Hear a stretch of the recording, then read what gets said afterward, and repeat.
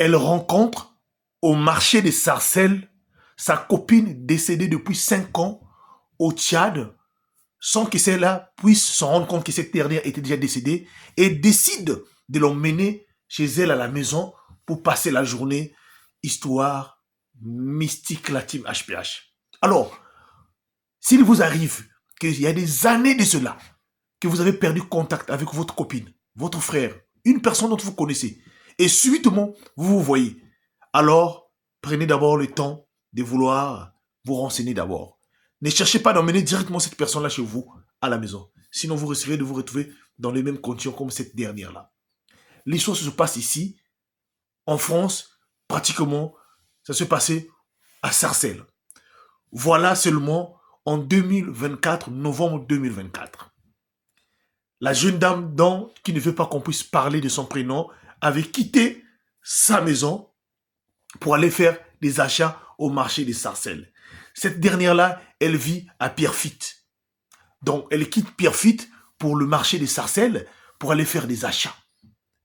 Comme vous le connaissez, il y a des jours où il y a parfois il y a le marché là-bas.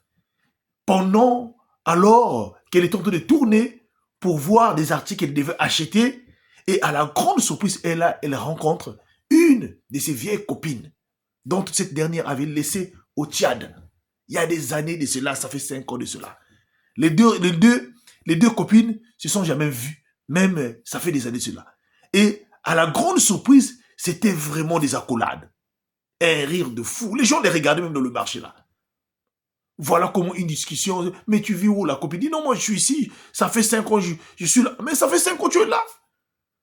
J'étais cherché partout. Mais toi, comment tu es arrivé? Non, moi je suis arrivé il y a quelques jours de cela. Donc, la copine qu'elle venait de rencontrer là, elle a répondu qu'elle est arrivée il y a quelque chose de cela.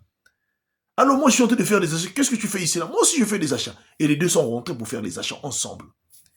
Voilà, après avoir fini de faire des achats, cette dernière-là dit à sa copine, non, non, au lieu que tu rentres là, accompagne-moi à la maison, moi je suis tout juste là à Pierrefitte. Comme Pierrefitte est non loin des Sarcelles, les deux décident d'aller chez elle ensemble. Or, il s'avère, cette dernière-là, quand elle avait quitté la maison, elle avait laissé sa sœur, donc sa sœur cadette à la maison, qui était en train de surveiller son bébé. Donc les deux sont allés à la maison, arrivés à la maison sans sonner, et elles sont montées dans l'appartement. Dès que la nouvelle copine est rentrée dans l'appartement, le bébé a commencé à pleurer. C'était insupportable. On ne pouvait même pas calmer le bébé. Et dès que cette dernière cherchait seulement à se rapprocher du bébé, le bébé ne faisait que crier, pleurer. Alors, la sœur là commence à trouver un peu bizarre. Mais sa sœur cadette qui était là aussi avait trouvé un peu de bizarre.